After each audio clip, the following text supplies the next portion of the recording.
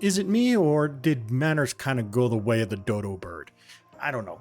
But sometimes I even catch myself falling into some of these cruising etiquette faux pas. And, we all can stand to listen to these things every now and then just to kind of remind ourselves how to be a proper human being. Stay tuned.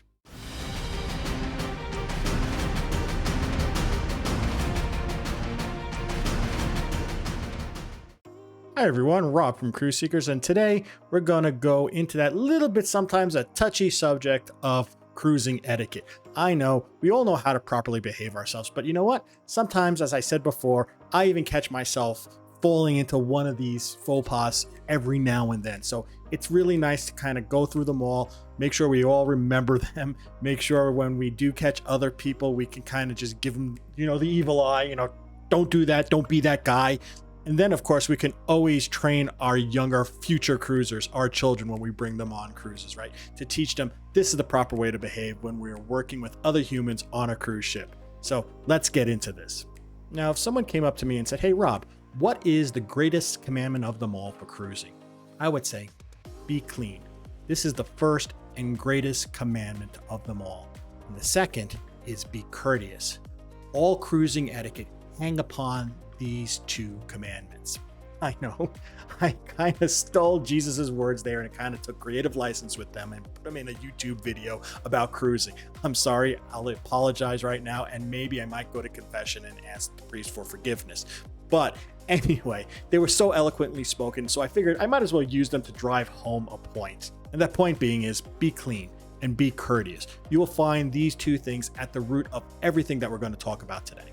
So let's get started. Before we even board the ship, let's first thing of etiquette is be prepared for embarkation.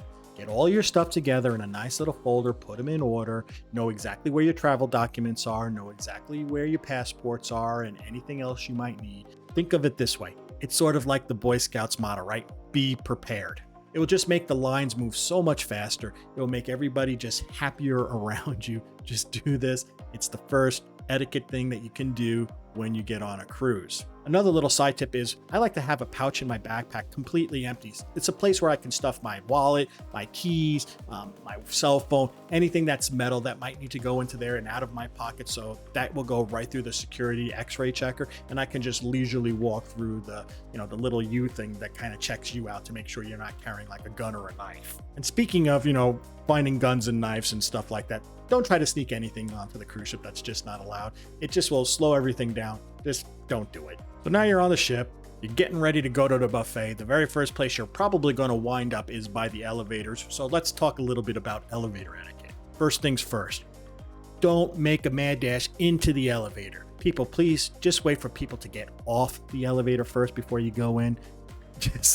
I don't know why I have to say this, but it happens all the dang time. Just let the people get off, and then you can get on. And another thing too, if you're waiting for an elevator and you see someone who is mobility challenged, they're in a scooter, they're older, they're in a walker, they have maybe a walking boot on, who knows? Let those people onto the elevator first. I don't care if you were there before them, just let the people who have mobility issues get on the elevator first. And finally, don't eat in the elevator. I understand you have this beautiful little dish of wonderful little goodies that you're bringing up to your room, and it's sometimes really, really hard to kind of ignore, and you just want to pop something in your mouth. Just don't eat in the elevator. All right, so now we're probably going to get to the biggest list that I have, and this is the buffet etiquette, right? I think this is where most of the cruising faux pas occur. And the first one being is, hey, please do not dodge the washy-washy guy. Everybody needs to wash their hands. We're all going to be using the same utensils. Don't dodge the washy-washy guy. Another big little etiquette faux pas that you see all the time at the buffet is people just not minding the line. They see a little gap in the line and they see the holy grail of the mac and cheese buffet chafing dish right there, and they just are drawn to it and they figure out, let me just throw this onto my plate. I don't care if there's a gap, just don't jump the line and get your mac and cheese. It could wait, get on the back of the line. And similar to not eating in the elevator, don't be walking around the buffet waiting on lines and popping food from your plate into your mouth while you're waiting for more food from the buffet. That could wait. The food isn't going away. Don't worry. There'll be more food no matter what. It's not going to disappear. Another one, is people using hands and not the utensils to grab bread or to grab who knows what. Just don't. Just use the utensils that are there. Oh, and another thing, that sneeze guard, this is not a barrier to be conquered. You don't look over it. You don't think it's a limbo pole and try to go underneath it. It's not a barrier to be conquered. It's just for you to make sure that the food is protected in case, you're talking and who knows what else can happen to the food as you're talking and people are going by.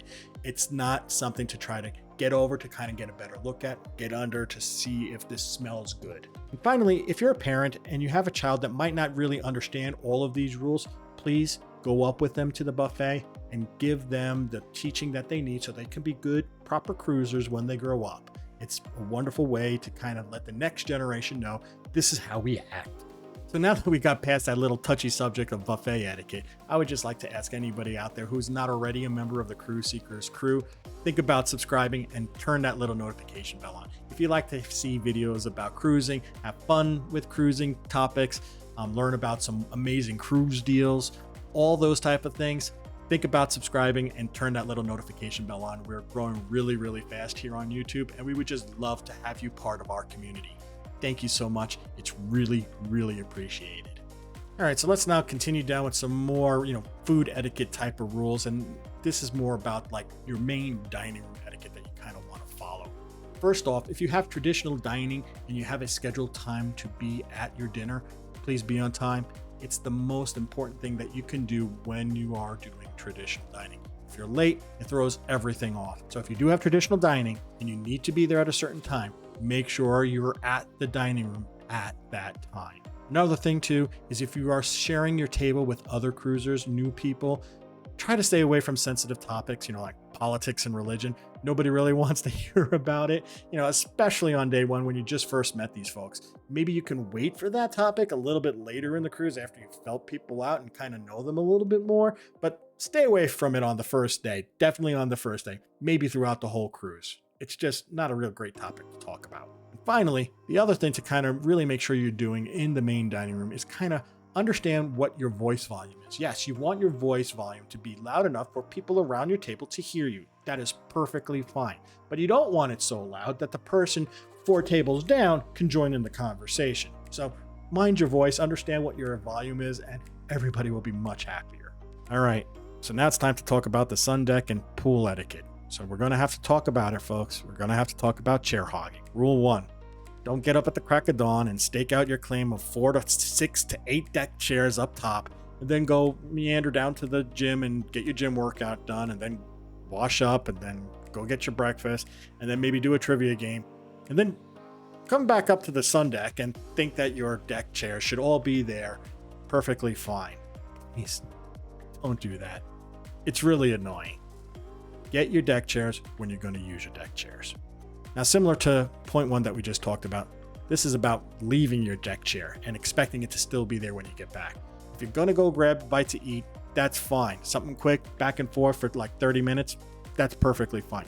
But if you're going to be gone for more than 30 minutes, don't leave your stuff around and expect it to be there after 2 hours.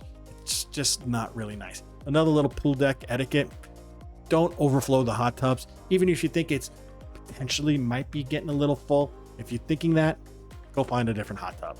Don't try to squeeze yourself in. Kind of awkward.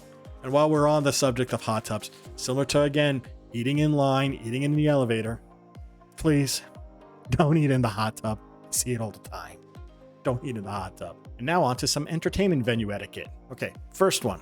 If the show has already started and you kind of scouted out a couple of seats all the way up front, don't think that those seats are for you.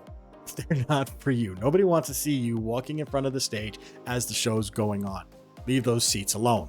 Number 2, nobody wants to hear you singing while other people are singing on the stage. They're there to hear them, not you. My wife catches me doing this all the time. She has to hit me. This is one of the faux pas that I continually struggle with. Don't sing along with the singers. You can hum along with the singers. Maybe do it a little bit underneath your breath so no one else can hear you but you in your head.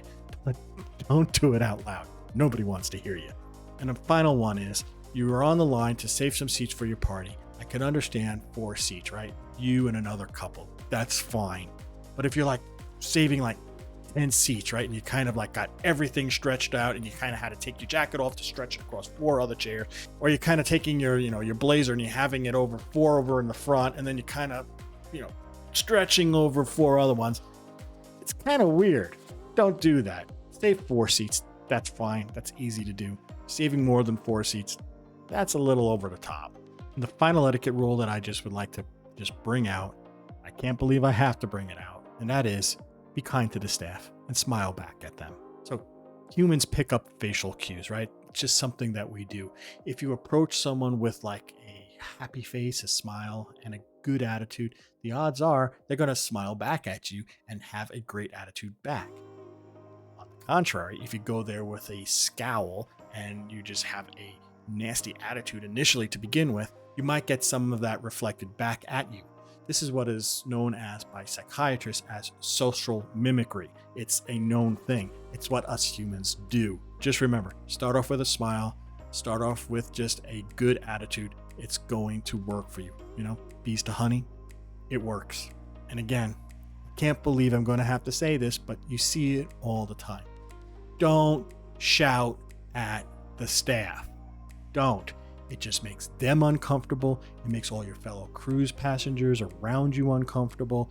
Don't shout at the staff. It just doesn't look good for you, and it makes everybody around the whole area uncomfortable. So there you go, folks. That's my cruising etiquette lesson for today. If you like this video, please give it a big thumbs up.